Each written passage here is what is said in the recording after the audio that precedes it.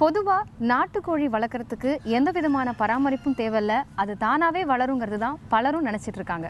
அப்படிலாம் இல்லைங்க. நாட்டுக்கோழி வளர்க்குறதுக்கும் வளர்ப்பு முறைன்னு ஒன்று இருக்குது. அது எப்படி வளர்க்குறது, எப்படி பராமரிக்கிறது போன்ற விஷயங்கள்லாம் இப்போ பார்க்கலாம். தமிழகத்தின் பல பகுதிகளிலும் விவசாயத்தைப் போலவே கோழிப்பண்ணை அமைத்தலும் ஒரு தொழிலாக நடைபெற்று வருகிறது. நாட்டுக்கோழி அப்படிங்கிறது நம்ம நாட்டில் வந்து பாரம்பரியமாக தொன்று தொட்டு வந்து வளர்கிறது தான் நாட்டுக்கோழி அப்படின்னு சொல்கிறது. அது ஒன்றும் புது ப்ரீடு கிடையாது. நாட்டுக்கோழிங்கிறது நம்ம நாட்டில் ஆதி காலத்திலிருந்து வளர கோழி தான். பெரும்பாலும் நாட்டுக்கோழிகளை கிராமங்களில் வீடுகளில் தங்களது உணவு தேவைக்காக வளர்த்தனர். இன்று அது பெரிய அளவில் வியாபாரமாக வளர்ச்சி பெற்றுள்ளது.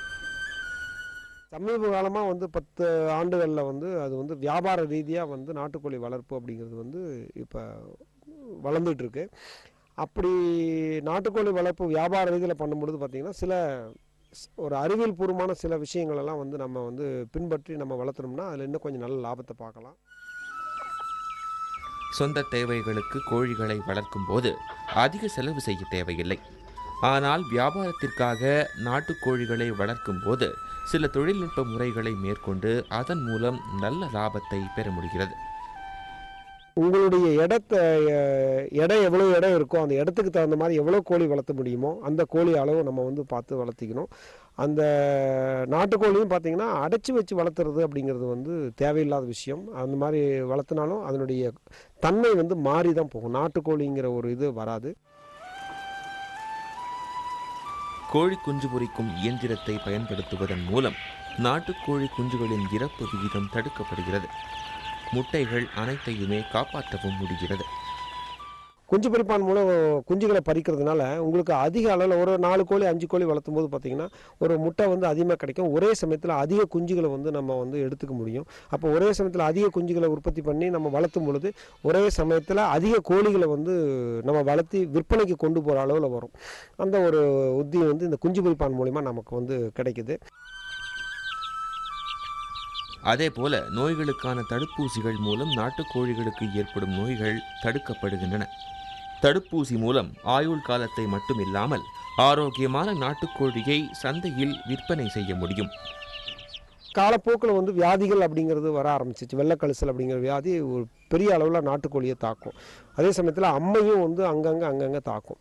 இப்போ அதுக்கு பார்த்திங்கன்னா அதுக்கு வந்து தடுப்பூசி வந்தாச்சு. ஸோ அந்த தடுப்பூசிகளை வந்து சரியான முறையில் வந்து சரியான நேரத்தில் வந்து நம்ம ரெகுலராக வந்து போட்டுகிட்டே வந்துட்டோம்னா அந்த வெள்ளைக்கழிசல் நோயையும் தடுத்துடலாம், அறவே தடுத்துடலாம், அம்மை வர்றதையும் தடுத்துடலாம்.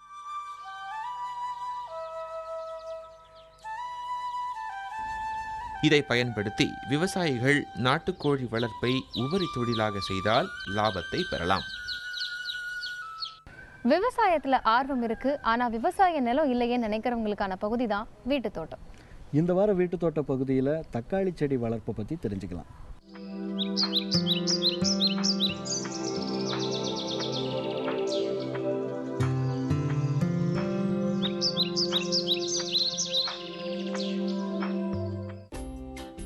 தக்காளி போன்ற காய்கறியின் விலை தொடர்ந்து அதிகரித்து வருகிறது. இந்த நிலையில் நமக்கு தேவையான தக்காளி போன்ற காய்கறிகளை வீட்டிலேயே சாகுபடி செய்து கொண்டால் நல்லதுதானே? வீடுகளில் அன்றாட தேவைக்கு பயன்படும் காய்கறிகளில் முக்கியமானது தக்காளி. வீட்டிலேயே ஒரு செடி வைத்து வளர்த்தால் வீட்டு தேவைக்கு பயன்படுத்திக் கொள்ள முடியும். தக்காளியில் பல வகை இருந்தாலும் நாட்டு தக்காளி, பெங்களூர் தக்காளி, ஹைபிரிட் தக்காளி ஆகியவை சமையலுக்கு பயன்படுத்தப்படுகின்றன. தக்காளியை நாற்றாக வளர்த்து பின்னரே செடியாக வளர்க்க முடியும். முற்றிய விதைகளை சிறிய தொட்டிகளில் விதைத்து 20 நாட்கள் வளர்த்தால் 2 அங்குலம் அளவிற்கு நாற்றாக வளரும். நாற்றை பிரித்து வேறு தொட்டியிலோ அல்லது வீட்டு தோட்டத்திலோ வளர்க்கலாம். தக்காளி 5 அடி வரை உயரமாக வளரக்கூடிய செடி. அதற்கேற்ற வகையில் ஆழமாக வேர்கள் செல்லும்.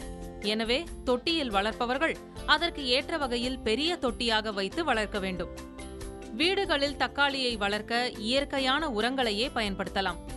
மாடு மற்றும் ஆடுகளின் சாணத்தை உரமாக கொடுக்கலாம். அதுபோலவே எறும்பை கட்டுப்படுத்த சாம்பலை பயன்படுத்தலாம். 40 நாளிலிருந்து பூ பூக்க தொடங்கும். 2ஆம் பூ பருவத்திற்கு பிறகு காய் காய்க்க தொடங்கும்.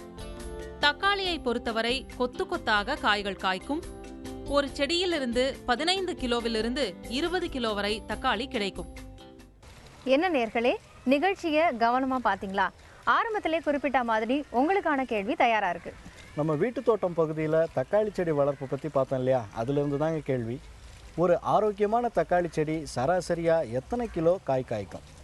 ஆப்ஷன் ஏ 15லேருந்து 20 கிலோ, ஆப்ஷன் பி 2லேருந்து 3 கிலோ, ஆப்ஷன் சி 40லேருந்து 50 கிலோ.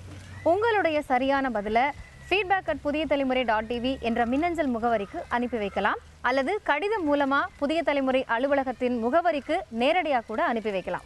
மீண்டும் அடுத்த வாரம் உழவுக்கு உயிரூட்டுவோம்.